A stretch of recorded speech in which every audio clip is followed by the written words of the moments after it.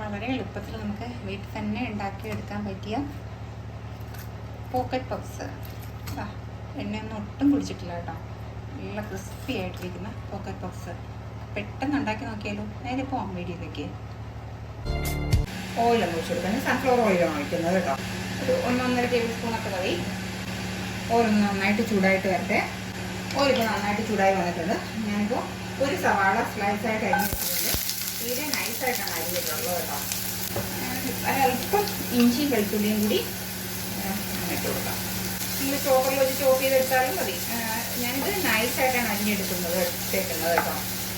ചോപ്പറിൽ എടുത്തതിനേക്കാളും ഇതുണ്ടാക്കുമ്പോൾ എനിക്കിതാണ് കുറച്ചും കൂടി പെർഫെക്റ്റ് ആയിട്ട് തോന്നിയിട്ടുള്ളത്. അതുകൊണ്ടാണ് ഞാൻ ഇങ്ങനെ എടുത്തത്. പിന്നെ എളുപ്പത്തിന് എങ്ങനെ എടുത്താലും മതി കേട്ടോ. ഇടയ്ക്കിടയ്ക്ക് ഒന്ന് വാടട്ടെ. ഇടയ്ക്കിടയ്ക്ക് ഇതൊന്ന് ഇളക്കി കൊടുക്കണം കേട്ടോ. പൊടികളായ മഞ്ഞൾപ്പൊടി, മുളക് പൊടി, മല്ലിപ്പൊടി, അല്പം ഗരം മസാല പൊടി, ഇതെല്ലാം കൂടി നന്നായിട്ടൊന്ന് സോട്ട് ചെയ്യണം കേട്ടോ. ആ ഒരു പച്ച കുത്തലങ്ങ് മാറണം. 2-3 സെക്കൻഡ് തന്നെ ഒന്ന് സോട്ട് ചെയ്ത് കൊടുക്കണം. ഒരല്പം മാത്രം ചൂടുവെള്ളം കേട്ടോ. 2-3 ടേബിൾ സ്പൂൺ അത്ര മതി. അതിൽ കൂടുതൽ വേണ്ട. ഇതുവരെയും ഉപ്പിട്ട് കൊടുത്തില്ല. ഞാൻ ഉപ്പിടാൻ മറന്നു പോയതാണ്. നിങ്ങൾ ആദ്യമേ ഉപ്പിട്ട് കൊടുക്കണം കേട്ടോ. ഉപ്പിട്ട് കൊടുത്തിട്ടുണ്ട്. ഇപ്പോൾ പപ്സ് ഉണ്ടാക്കുന്നതിന് വേണ്ടിയിട്ട് 3 മുട്ട എടുത്ത് വെച്ചിട്ടുണ്ട്. 3 മുട്ട നന്നായിട്ട് പിളർന്ന് വെച്ചിട്ടുണ്ട് കേട്ടോ. സിസിൻ്റെ സമൂസ ഷീറ്റാണ് ഞാൻ എടുത്ത് വെച്ചിട്ടുള്ളത്. ആവശ്യമുള്ള ഷീറ്റിങ് എടുക്കാം. നമുക്കൊരു 6 ഷീറ്റിൻ്റെ ആവശ്യമുണ്ട്. ആവശ്യമുള്ളത് എടുത്തതിന് ശേഷം ഫ്രീസറിൽ വെച്ചേക്കാം. ചീത്താവത്തൊന്നുമില്ല കേട്ടോ.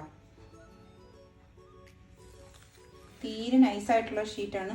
അപ്പോൾ നമ്മൾ ഒരുപാടിട്ട് വേവിക്കാൻ ഫ്രൈ ചെയ്തെടുക്കാനൊന്നും കാര്യമൊന്നുമില്ല. പെട്ടെന്നായി കിട്ടും. തീരെ നൈസായിട്ടുള്ള ഷീറ്റാണ് കേട്ടോ.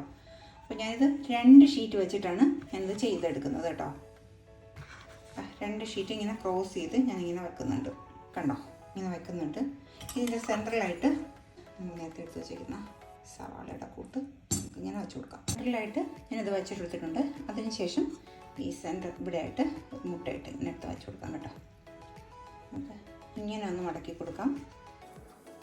ഒട്ടിക്കാനുള്ള സ്ഥലം നമുക്ക് വേറെ ഒന്നും വേണ്ട. കുറച്ച് മൈദമാവ് വെള്ളത്തിൽ എടുത്തിട്ട് വെള്ളം നൈസായിട്ടങ്ങ് കലക്കിയതിന് ശേഷം നമുക്ക് ഇങ്ങനെ ജസ്റ്റ് ഒന്ന് ഇങ്ങനെ ഒട്ടിച്ച് വെച്ചാൽ മതി. അത് മുട്ടിയിരുന്നോളും കേട്ടോ. അല്പം മൈദമാവ് വെള്ളത്തിൽ മുക്കിയിട്ട് ഇങ്ങനെ അങ്ങ് ഒട്ടിച്ച് വെച്ചാൽ മതി. അകത്തൊന്നും ഒട്ടിക്കണമെന്നൊന്നുമില്ല. ഈ പുറം ഭാഗത്ത് മാത്രം ഒട്ടിച്ചാൽ മതി. എന്നിട്ട് കഴിയുമ്പോൾ അതങ്ങ് ഒട്ടിയിരുന്നോളും കേട്ടോ. കുഴപ്പമൊന്നുമില്ല. ഇങ്ങനെ അതുപോലെ തന്നെ ഈ ഭാഗത്തും കൂടി പോക്കറ്റ് പഫ്സ് ഇതാക്കണ്ട. ഇത്രേ ഉള്ളൂ സംഭവം. പെട്ടെന്ന് തയ്യാറാക്കി എടുക്കാം.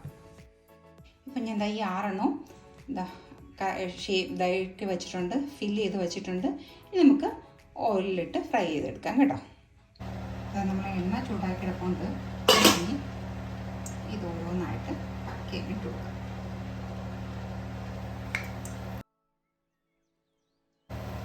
കേട്ടോ, ഇത് മതി. വെള്ളം മൂത്ത് എണ്ണ കുടിക്കില്ല. നല്ല ക്രിസ്പി ആയിട്ടാണ് ഇരിക്കുന്നത് കേട്ടോ. കണ്ടോ, ഈ കണ്ടുകൊണ്ടിരിക്കുന്ന സമയത്ത് ഇഷ്ടമാണെന്നുണ്ടെങ്കിൽ ഒന്ന് ലൈക്ക് ചെയ്യാനും ഷെയർ ചെയ്യാനും സബ്സ്ക്രൈബ് ചെയ്യാനും മറക്കല്ലേ.